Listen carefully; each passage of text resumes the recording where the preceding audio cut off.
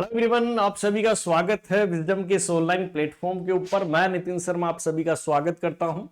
यदि आप इस चैनल पे नए आए हैं तो जल्दी से इस चैनल को सब्सक्राइब कर लीजिएगा, साथ के साथ बेल आइकन को भी प्रेस कर लीजिए। जितनी भी यहाँ पर लाइव क्लासेज होगी उन सभी क्लासेज का नोटिफिकेशन आप सभी तक नोटिफाई हो सके। चलिए, आज एक इंपॉर्टेंट टॉपिक आपके लिए लेकर आया हूं कि सर बहुत बार क्वेश्चन बनता है कि डॉक्टर लिख देता है कि सर इस पेशेंट की हमें एलएफटी करवानी है। एलएफटी का मतलब क्या होता है जानते हैं। एलएफटी की फुल फॉर्म जो होती है वो क्या होती है, लीवर फंक्शन टेस्ट। कि सर हम लीवर के बारे में जानने वाले हैं कि आपका लीवर कितना काम कर पा रहा है, किस तरीके से काम कर पा रहा है, इन सभी के बारे में। और यहां पर जो क्वेश्चन जो बनता है कि एलएफटी के अंदर कौन कौन से ऐसे पैरामीटर है जो चेक किए जाते हैं, तो आज हम उसी के बारे में जो है वो पढ़ने वाले हैं। आप सभी लोगों ने पढ़ा होगा कि टोटल बिलिरुबिन का लेवल चेक करते हैं, ठीक है। अनकॉन्जुगेटेड जो है बिलिरुबिन का लेवल चेक करते हैं, कॉन्जुगेटेड का चेक करते हैं, एएसपीटी एएसटीटी ये क्या होता है, इन सभी के बारे में मैं आपसे बात करने वाला हूं।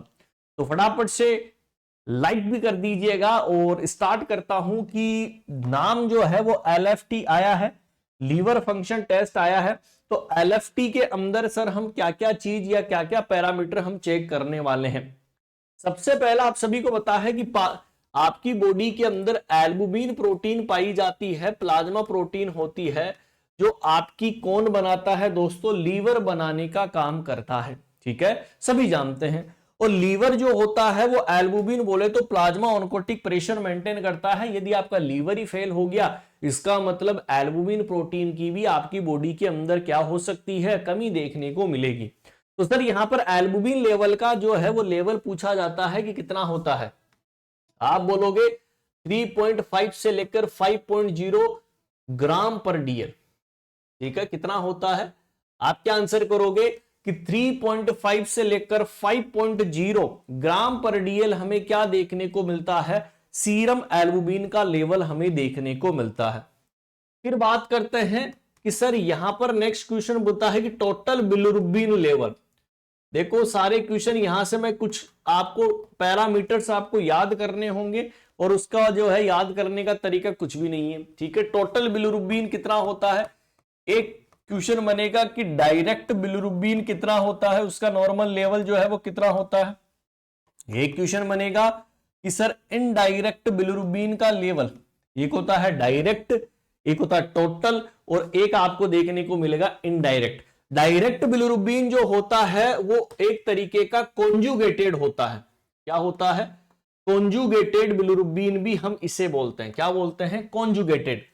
लेकिन इनडायरेक्ट यदि आपको बोलेगा तो इनडायरेक्ट को आप क्या बोलोगे, अनकॉन्जुगेटेड। चलेगा, वन बाई वन करके मैं इनकी वैल्यू आपको बताऊंगा, आपको याद रखना है एग्जाम के पॉइंट ऑफ व्यू से। दोस्तों बात करते हैं कि सर हमारी बॉडी के अंदर जो टोटल बिलिरुबिन का लेवल जो होता है, टोटल बिलिरुबिन का जो लेवल आपको देखने को मिलता है वो कितना होता है, 0.3 से लेकर 1.2 mg पर डीएल। Is that clear. 0.3 से लेकर 1.2 mg पर डीएल आपको देखने को मिलता है। डायरेक्ट बिलिरुबिन 0.1 से लेकर 0.4 mg पर डीएल आपको देखने को मिलता है। देखो डायरेक्ट जो होता है वो कितना दिखाई दे रहा है आपको, 0.1 से लेकर 0.4 mg पर डीएल आपको दिखाई दे रहा है। इनडायरेक्ट इसका मतलब इससे तो ज्यादा होगा, बिल्कुल 0.2 से लेकर 0.8 mg पर डीएल। Is that clear. तो डायरेक्ट और इनडायरेक्ट के दोनों के क्वेश्चन जो है एग्जाम के अंदर पूछे जाते हैं।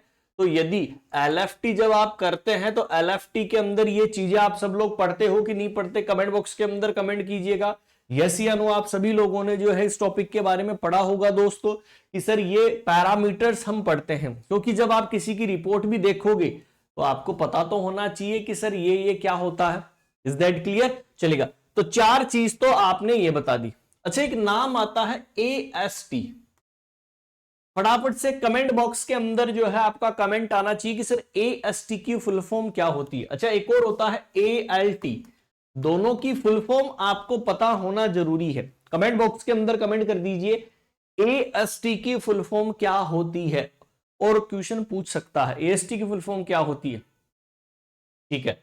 किसी को पता है तो कमेंट बॉक्स के अंदर कमेंट आना चाहिए ताकि मैं देख सकूं। चलिएगा, एएसटी की फुल फॉर्म होती है एस्पार्टेट अमाइनो ट्रांसफरेज।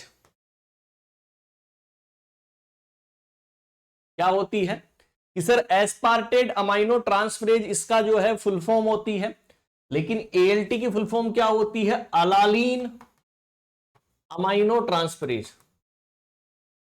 ठीक है, दोनों के बीच के अंदर डिफरेंस है दोस्तों। ठीक है, कि सर एएसटी क्या होती है और एएलटी क्या होती है, दोनों याद रखोगे। एएसटी की फुल फॉर्म क्या होती है और एएलटी की फुल फॉर्म क्या होती है? एएसटी एस्पार्टेट अमाइनो ट्रांसफरेज के नाम से जानते हैं और एएलटी को अलालीन अमाइनो ट्रांसफरेज। ठीक है, एस्पार्टेट हो गया और अलालीन आपको देखने को मिलता है। ठीक है, बात करते हैं कि सर इसकी नॉर्मल वैल्यू जो होती है 10 से 42 कितनी होती है? 10 to 42 आपको देखने को मिलते हैं यूनिट पर लीटर। Is that clear? और यहां पर इसकी वैल्यू कितनी होती है? 10 से 40 यूनिट पर लीटर। तो दोनों के बीच में थोड़ा बहुत ही डिफरेंस है दोस्तों। ठीक है, कि एक के अंदर 10 से 42 होती है और एक के अंदर कितनी होती है? 10 से 40 जो है वो आपको देखने को मिलती है। तो यहां पर लीवर फंक्शन टेस्ट के अंदर 4 पैरामीटर तो आपके ये हो गए, है ना, और 5वां ये रहा और 6ठा ये रहा।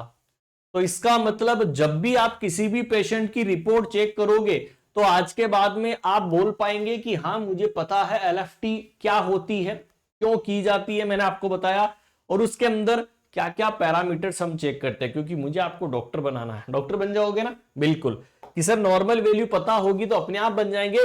तो लीवर फंक्शन टेस्ट के अंदर हम क्या क्या चेक करते हैं, आई होप सबको समझ में आ गया होगा। यदि आ गया है तो कमेंट बॉक्स के अंदर कमेंट जरूर करिएगा, साथ के साथ क्लास को लाइक भी कर दीजिएगा ताकि और भी आपके लिए बेहतरीन वीडियो मैं ला सकूं। ओके, तो मिलते हैं नेक्स्ट सेशन के अंदर। Bye bye and take care.